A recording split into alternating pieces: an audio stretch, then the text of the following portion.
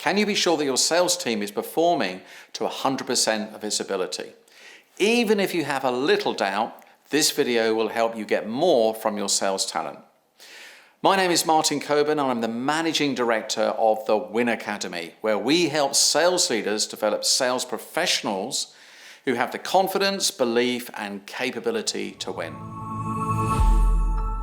Here are 5 steps to ensure you'll get the very best from your sales team. Number 1, set clear expectations at the start. Now, as much as we don't like to be micromanaged, there is some comfort in knowing what is actually expected of us. It actually gives us a sense of certainty. We psychologically sign up and work towards achieving those set goals. The conversations we have at this time enable you to work through and surface any capability issues so they can be addressed early. There is a real skill here in between setting a stretch goal but not putting salespeople into a place where they believe the target is unattainable. That just kind of induces too much stress. Point number 2, clearly communicate what you expect from your sales team. Sales professionals appreciate knowing they're on the right track and that you're aligned on strategy and approach. Communicating employee responsibilities, in particular to new hires, can have a really long-lasting effect on your business. However, a study by Gallup shows that nearly half of all employees don't know what's expected of them at work. The study's authors believe that employees are less engaged at work when they do not have a clear understanding of what's required of them. Previous Gallup research found that only 33% of US employees and 13% of employees worldwide are engaged at work.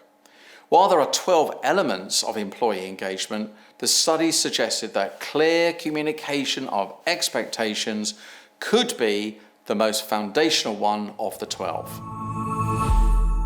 Point number 3, hold them accountable to their goals and objectives. You can't expect what you don't inspect. Remember, what gets measured gets done. Setting clear expectations and agreeing them is just the start point.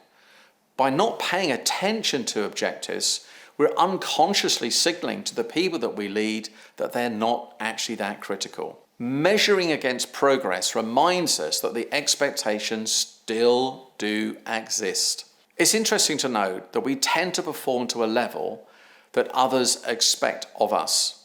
When your team have a good relationship with you, it's unlikely they will want to let you down. There's a kind of psychological contract that you've created between the two of you. In my personal life, I use a personal trainer, and I know when I make a commitment to do a couple more training sessions before I see him, I would often find myself squeezing in a session on a Sunday afternoon just so that I can walk in on the Monday or Tuesday and say, hey, I've done it. And number 4, reward them. Sales staff are generally driven by success. It's the victories that keep us moving forward. We like the feel of it. We enjoy the dopamine hit we receive when we experience success or it's acknowledged in some other way. This doesn't necessarily need to be a cash reward. It could just be verbal or some other form of acknowledgement of success and contribution. Now, I know it seems obvious, and the argument that pay and rewards are important for any employee is certainly true. But for salespeople, this is a real strong factor. It is therefore essential that rewards and compensation are strongly linked to performance. Despite this, there are still a huge number of companies who operate with rewards that are poorly linked to employees' accomplishments. These companies are then surprised by the poor performance of their salespeople or by seeing the best of them move on. Understand that no matter what sector a company is in, the pay structure is a decisive element for improving the performance of sales teams. It's critical to have a real gap between the excellent, the good, and the average, and the people that struggle. The best won't necessarily be motivated to go above and beyond if there's little or no difference. Number 5, coaching your team.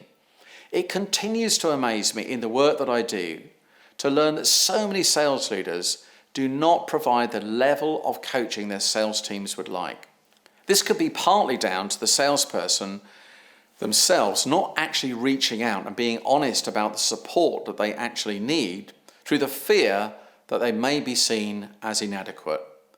The sales leader, on the other hand, is continuing to make assumptions about the salesperson's capability, or worse still, getting frustrated and not demonstrating the right level of capability, making it even more difficult for them to reach out for the coaching they require.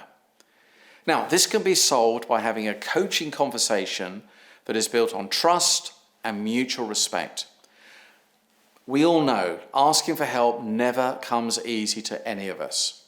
We feel we've been hired for a job and we should be able to do it. The best sales leaders, however, are only too aware of this and won't make assumptions or just accept their staff are okay when the figures say otherwise. They aim to create a safe environment for the salesperson to engage with them on any issues long before it becomes a real performance issue. Experienced sales leaders are able to read the situation and provide the level of support that is required. In summary then, 5 things you can do to get the very best from your sales team. Number 1, set clear expectations from the very start. 2, clearly explain what you need from them. The third thing is hold them accountable to those goals and objectives. The fourth thing is to make sure that you're rewarding and recognizing them. And then finally, number 5, spend time coaching them.